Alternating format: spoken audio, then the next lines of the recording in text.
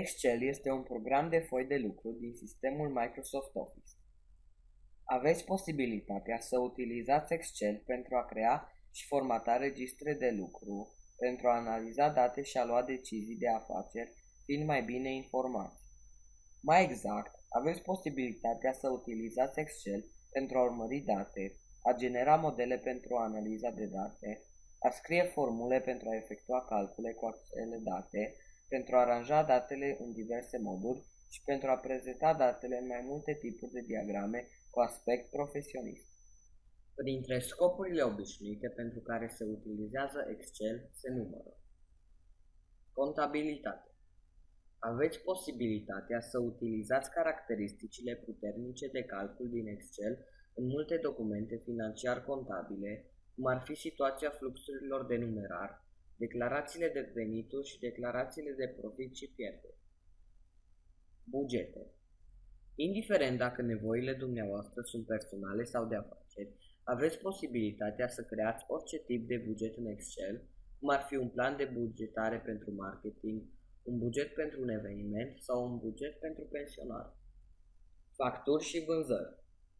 Excel este util și pentru gestionarea datelor privind facturile și vânzările și aveți posibilitatea să creați cu ușurință formularele necesare, cum ar fi facturi de vânzări, bonuri de livrare sau comenzi de achiziție. Rapoarte.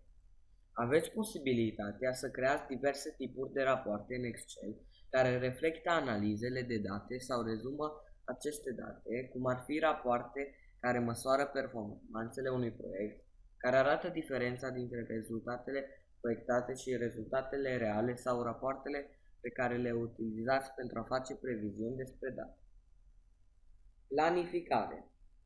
Excel este un foarte bun instrument pentru crearea planurilor profesionale sau a planificatoarelor utile, cum ar fi un orar școlar pentru o săptămână, un plan de cercetare de marketing, un plan de plată a impozitelor la finalul anului sau planificatoare care vă ajută să organizați dineurile, petrecerile săptămânale sau concediile. Urmărire. Excel poate fi utilizat pentru a urmări datele într-o foaie de pontaj sau o listă, cum ar fi o foaie de pontaj pentru urmărirea lucrului sau o listă de inventar care ține evidența echipamentului.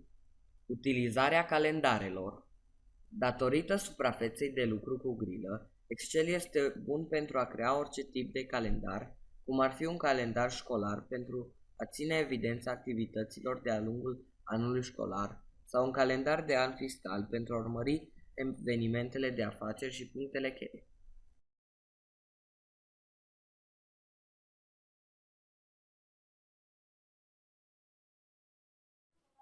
Cinci pași. Pasul 1. Selectați o singură celulă oriunde în zona în care doriți să sortați. Pasul 2. În fila date, în grupul sortare și filtrare, faceți click pe sortare. Pasul 3. În lista sortare după, selectați prima coloană după care doriți să sortați. Pasul 4. În lista sortare pe bază, selectați valori, culoare celulă, culoare font sau pictogramă celulă. Pasul 5. În lista ordine, selectați ordinea pe care doriți să o aplicați operațiunii de sortare, alfabetică sau numerică, ascendentă sau descendentă.